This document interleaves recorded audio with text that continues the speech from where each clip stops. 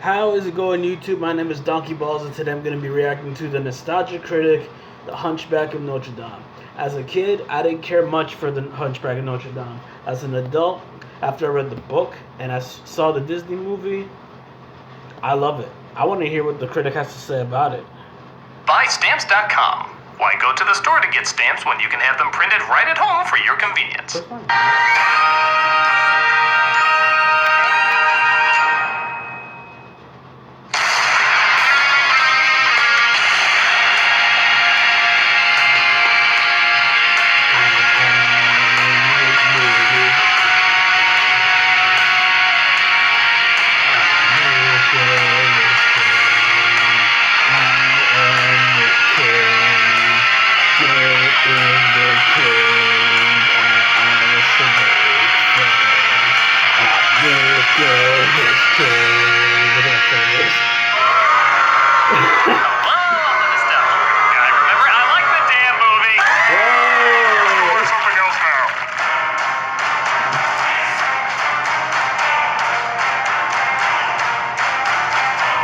I like a film, though, doesn't mean there's not a ton to talk about. Sure. I'd argue even more to talk about, in fact.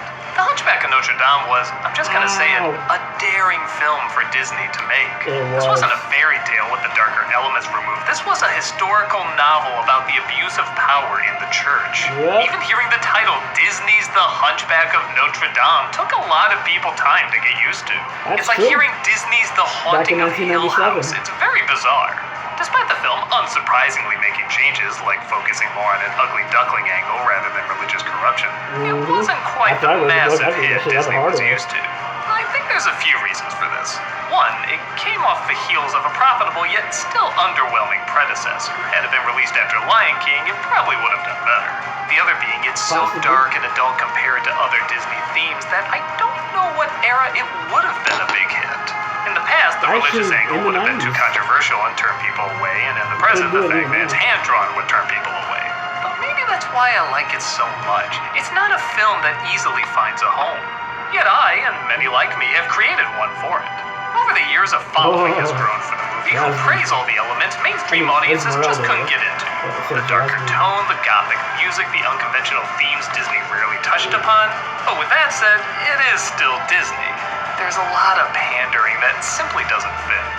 But maybe there's an awkward charm to that too. So sit back and enjoy the, not perfect, but still one of my favorite Disney films of all time. This is The Hunchback of Notre Dame. The film opens with breathtaking music and imagery as we're introduced to the people of Notre Dame, specifically Clopat, the film's always present narrator for the first and last couple minutes. At least this one stayed till the end. The leader of the gypsies. They're beautiful, no? They do not ring all by themselves. They don't! Oh, you silly boy. When a masked man talking to kids with puppets on the street was. No, it was creepy back then too. Yeah, it was. He tells the story of gypsies trying to sneak under Notre Dame, but were caught by Claude Frollo, played by Tony Jay, who's a judge this time around, not an archdeacon. Voice actor. You hear that? It's the sound of millions of confused girls swearing they don't have daddy issues. Yes, for whatever reason, Frollo has become a surprising sex symbol over the years. At first I was confused, but the more I thought about it, take out the Hunchback and this is essentially a dominating romance novel. Tell me you couldn't see him in that religious trailer before Tropic Thunder. Satan's Alley. Why, yes, I will count how many women have to leave the room when he says something kind of sexual. Bring these gypsy vermin to the Palace of Justice. I call it that because it will be just us. And they're out. One of the gypsies runs, who you may be shocked to find out was actually...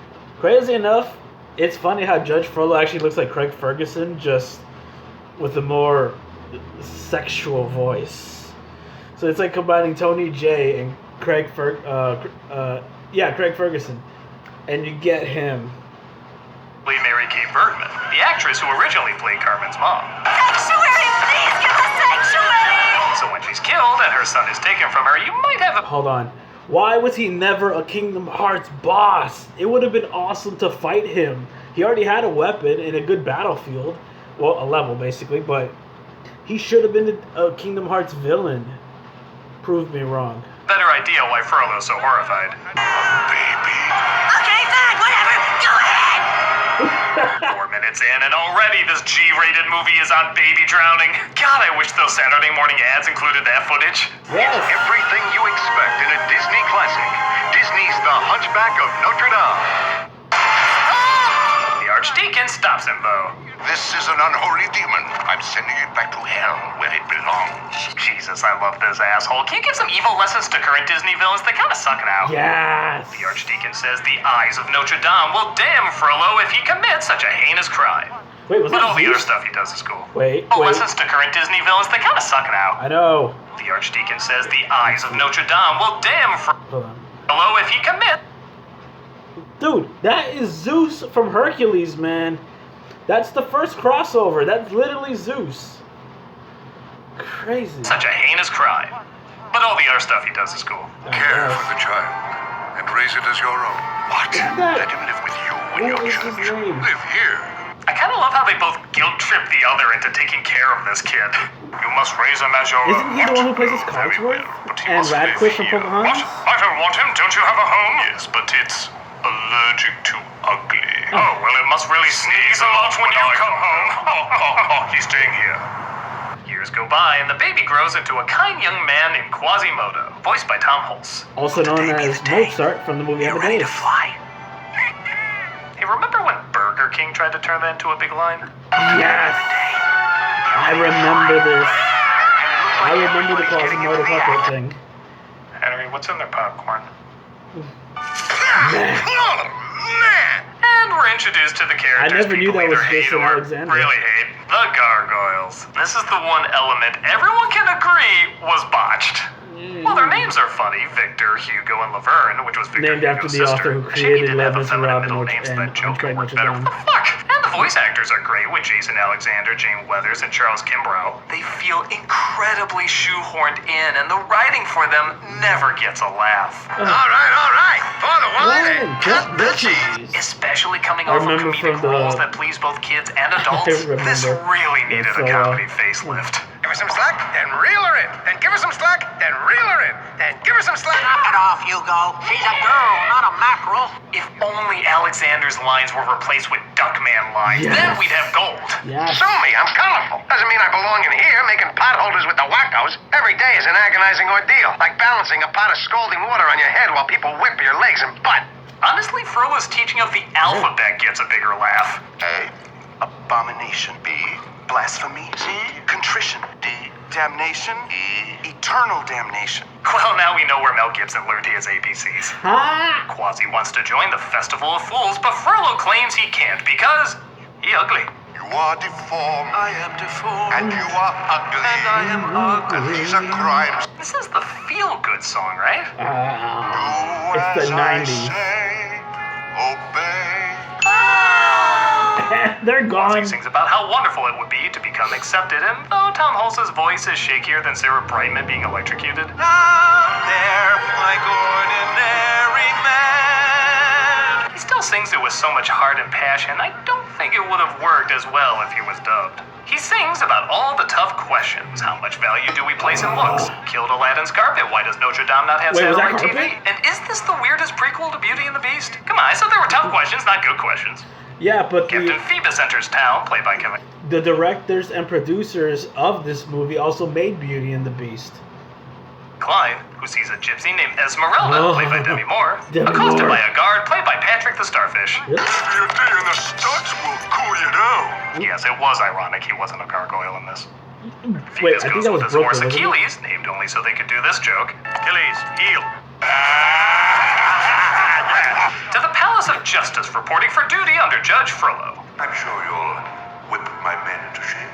Oh, they're He gone. explains how the gypsies are warping the minds of Paris and taking her germs, so they must be dealt with like a nest of insects. Oh. What are we going to do about it, sir?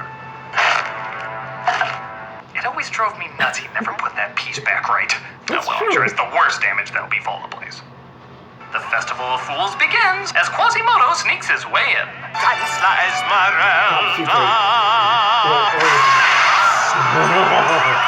As fun as this number is, the real entertainment is in the crowd.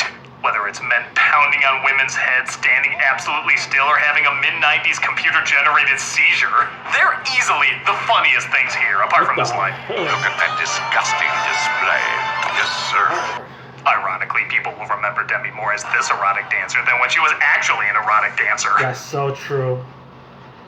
Make a face that's horrible and frightening. Oh, this is the Make a face that's thing. gruesome as a gargoyle's wings.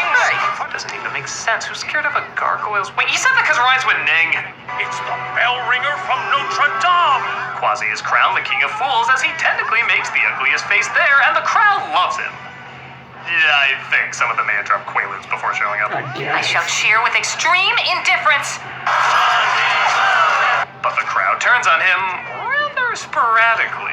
I get the idea they're supposed to be drunk, but they're trying to combine the King of Fools celebration with where he's being whipped, both from the book, and it's two very opposite scenes shoved Yeah. together.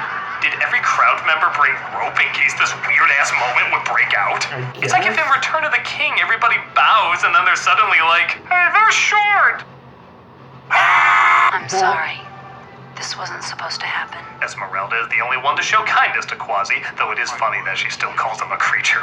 Just as soon as I free this poor creature. I am not a creature! I am a thingamabob! Angering Furlow, who wanted to teach Quasi a lesson for leaving. You speak of justice, yet you are cruel to those most in need of your help. Silence! Justice! Again, you mean just us? Wait, they're not Furlow going yet. orders her to be arrested, and did I say comedy was not this movie's strong point?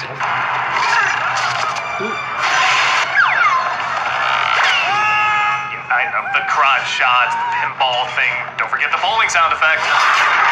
Yeah, can we move on to the depressing shit? Oh yeah, this is the good stuff. Yeah, make me feel awful. Go blue and gray as I watch someone suffer. Oh, the sadness, the overbearing sadness. Kids, I know you don't understand, but when you grow up to be a mean-spirited fuck like me, this is where the real entertainment is. And those of you who grew up happy and full of life, we'll get you. Esmeralda enters Notre Dame and comes across Phoebus. You sneaky son of a... Watch it. You're in a church. And a Disney film, we can let all this slide, but saying the B word is a Mickey no-no. That's so true. So they have a Monkey Island-style battle of insults. One of them funny, You fight almost as well as a man. Funny. I was going to say the same thing about you. and one so bad, it might be my favorite joke in the entire movie. Ooh. I didn't know you had a kid. Oh my god, I can't even look at you, joke. I can't even look at you. Furlow sees them and realizes she claims sanctuary, but that doesn't stop him from seeking vengeance. Gypsies don't do well inside stone walls. I know what you're imagining. Cloud the mind with unholy thoughts. Okay, how has that face not become a meme yet? That's an expression that I says, gotta make dude, a I'm meme supposed to out be of 2 years older than Snow White? And she's 14? The fuck, Disney? Set 1 foot outside your mind. Furlow posts guards around every door while Esmeralda talks with the Archdeacon. Letting the crowd torture that poor boy? I thought if just one person could stand up to him, then... What do they have against people who are different anyway? I mean, when I met him, I said he had a great mask and then jumped back in fear when I saw it was his face. I'd expect people to treat me the same way.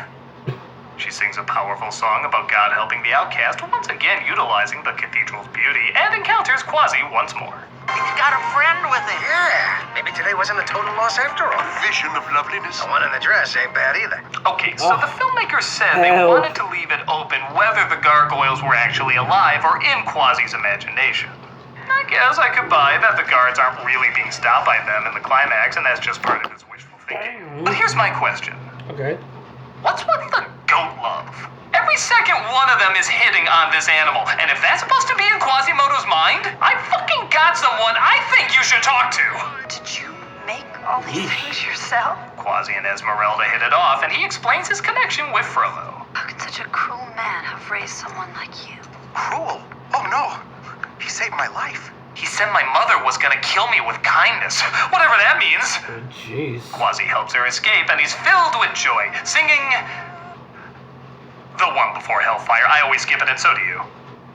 Yep, it's time for everybody's favorite part of the movie, arguably the best Disney villain song. In fact, it's so good Disney wouldn't even do another villain song until 13 years later. How crazy is that? 13 years without another animated villain song.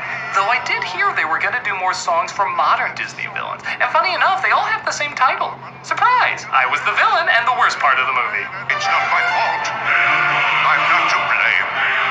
This song has everything. It's big, it's haunting, it's gothic, it's intense, it's visually stunning. It almost got the film a PG rating for being too sexually provocative. They got around it by outlining Esmeralda's clothes more, as she was practically naked in the original. Let's see that with a gawking Frollo make one of the little candies in the Hunchback movie cups. Oh, I remember those. And let her taste the fires of hell. I can't even count how many covers of this song there are on YouTube. Damn, It's almost like and I this kinda movie wanted to that make already one. gained a following grew yet another following just with this song alone. It kicks ass just as much now as when it first came out. It still stands as one of the best musical moments in Disney history. All I gotta say Why is, isn't this my count for how Broadway? many women left the room exploded when I merely mentioned this song. Why haven't you burned down a city and risked going to hell for me? Alright. There's a paid product in this video, so you have to skip ahead.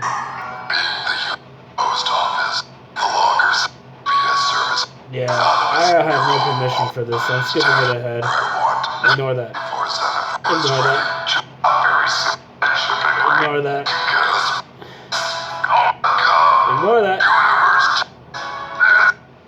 Ignore Don't that. forget to check us out on Twitch. Playing some games, telling some jokes, and overall having a good time. Hope to see you there. You're welcome. So after another pretty hilarious line, Are you feeling all right? I had a little trouble with the fireplace. I burned my soul, among other things. Frollo does a citywide search to find Esmeralda, even burning down a home with a family inside who gave refuge to gypsies. Phoebus saves them, and Esmeralda saves Phoebus despite being injured while escaping.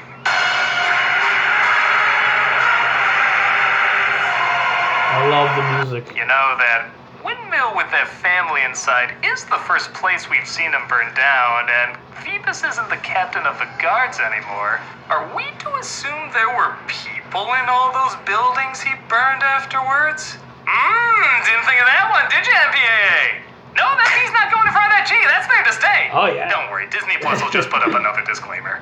Too scary, That's kids? a G Look, there's right the gargoyles. Too awesome, parents? Look, there's the gargoyles. But now don't you say anything to upset Quasimodo. What drives me nuts about this scene where they don't want to let Quasi know things have gotten worse is it almost could have worked if they handled the timing better. Like, okay, here's how the scene should play. Not a word. Easy does it. Stone-faced. Any sign of her? Oh, it's a lost cause! Not bad. Might get Yeah. a chuckle. Now here's how it actually plays out. There's a Any sign space. of her?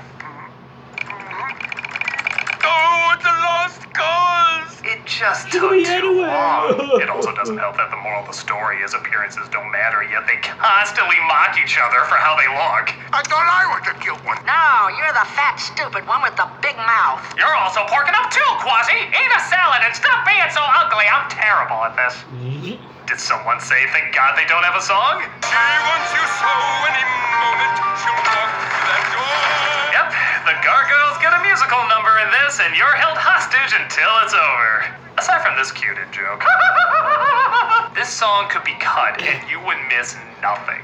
This That's was one of true. Jane Weather's last films to work on, and man, how do you think she must have found this experience saying terrible jokes but getting a great paycheck for it? It was hell on earth. I loved it. Thankfully, it's a short song though, and Esmeralda arrives I love with this Phoebus, track. allowing Quasi to find out she's in love with him. Friend zoned. Shall we wait for Quasi to leave? No, sewing stitches sex is the best kind of sex. Are you sure he's okay though? He's fine. Yeah, he's fine. But Frollo arrives, and Quasi has to hide a passed out Phoebus. Is something troubling you, Quasimodo? I know there is. Escape! He reveals that he knows Quasi helped Esmeralda escape, and freaks out on him. Now all Paris is burning because of you. In hindsight, I could have asked before I killed hundreds of people, but I don't think when I'm horny. Angry. Frollo says he knows where her hideout is, so Phoebus goes to save her while Quasi stays behind. What am I supposed to do? Go out there and rescue the girl from the jaws of death and the whole town will cheer like I'm some kind of a hero? I mean, it's exactly what the script says. But Quasi decides to go with Phoebus, and they stumble upon the Court of Miracles, where they're almost hanged. It's a double header! A couple of Frodo spies! We're just fighting against the stereotype that we're murderous thieves. Now hold still while we kill you in our den of stolen goods. Esmeralda saves them, though, just in time to be captured again by Frollo. Dear Quasimodo, I always knew you would someday be of use to me. I always assume I'd stuff you and put you outside to scare off solicitors, but this is far better. They get ready to burn Esmeralda as Frollo makes her one last offer. Choose me or the fire. What's wrong with her? She's crazy. He's gorgeous. Quasi is chained up, and the gargoyles try to convince him to break free. You can't let Frollo win. He already has. These chains aren't what's holding you back, Quasimodo. Leave me alone. I mean, we could always sing again. Quasi finds the will to break free, and with some of the best animation and music in the movie, he sweeps in and carries Esmeralda back to the cathedral. Well, if I know the book, we have a few days before people barge in, or we're doing the supercut, that's cool. The guards try to burst in, and we have a comedic climax because that's just what Disney did for a while. And Quasimodo fights them off. This might be the only time I didn't put that sound effect in. Give credit when you finally get a funny scene from the gargoyles. Fly, my pretties, fly, fly! I gotta laugh, that's a good joke. Quasi pours molten lava onto the crowd, forcing the soldiers to fall back. Did 1997 predict the cathedral? Oh my god. Quasi tries to wake up Esmeralda, but it looks like she didn't survive the burning. Liar! Liar! Liar! Okay, it's pretty obvious even a Disney film as dark as this one isn't going to kill her off after all that. But I don't think it matters because it leads to some really great scenes. Quasi crying over losing his only friend, Frollo sneaking in, having an almost twisted conversation. Even the gargoyles get kind of an emotional moment. Oh no. Aw, maybe we should sing for him. A guy like you! Frollo tries to literally stab him in the back, but Quasi stops him and sees Esmeralda is awake. Why is he not a Kingdom Hearts Let's set the record villain? straight. Everyone thinks this is Pumbaa, and it's actually It's not. The reason I know this is because Pumbaa is actually dead and being carried off in an earlier scene. Anything else I can do to make this movie darker? I'm sure they hung Woody in there somewhere. Oh. Frollo and Quasi are found hanging from the cathedral. Quasi faints out of nowhere because it's dramatically convenient, and Frollo lights up like a jack-o'-lantern. No, seriously, his eyes and mouth light up. I have no idea why, and I don't care. It's fucking awesome. Plunge them into the fiery pit. Joke's on you, Scientology was the true religion. Look out, Xenu, here we come! Quasi is saved by Phoebus, and as payment, he demotes himself to the friend zone. Oh. Quasi is brought out into the world and is immediately accepted by the people. Until they get drunk and throw shit at him again, but I think there's a grace period. Should we really have mocked how he looks? I mean, we're giving off a bit of a sea monkey's look over here. We look like people who end our summers with a wicker man. The crowd cheers, everybody lives happily ever after, and... That's certainly not how the book ends, but who gives a shit? This movie's fucking awesome. There are clearly problems with it when compared to the original, and even if you don't compare it, the tone can be jarring with some of the more awkward moments. But I'm sorry, it in no way comes close Isn't that to Princess overshadowing Jasmine's the good outfit stuff. when It's she's dark, with it's Jafar? epic, it has memorable Well, characters, a Disney phenomenal recycled. villain. Yeah. It's a visual marvel, even all these years later. The music is beautiful, and even though it never became a mainstream smash, it has a fan base that loves the hell out of it. I will say, if you want a version that's even darker and more adult, you should probably check out Disney's stage musical. It's a perfect combo of both the book and the film, and it does go to even darker places that honestly I didn't think Disney had the balls to go to. But even with that out there, this remains one of Disney's riskiest films. And it's nice to know that not only did it pay off, but its fan base is growing day by day. Check it out if you haven't, and even if you have, watch it again. There's always something to appreciate with every view. And it'll be interesting to see what they do with a live-action remake. I mean, Christ, it's gotta be better than... This isn't a segue for... Oh. I had a little trouble with the fireplace. Did you now? Alright, so you can watch the rest on his channel. He's got all the other details. But I hope you guys liked this review or this reaction. I liked it. I hope you liked it. Leave a like, comment, and subscribe. More will come later.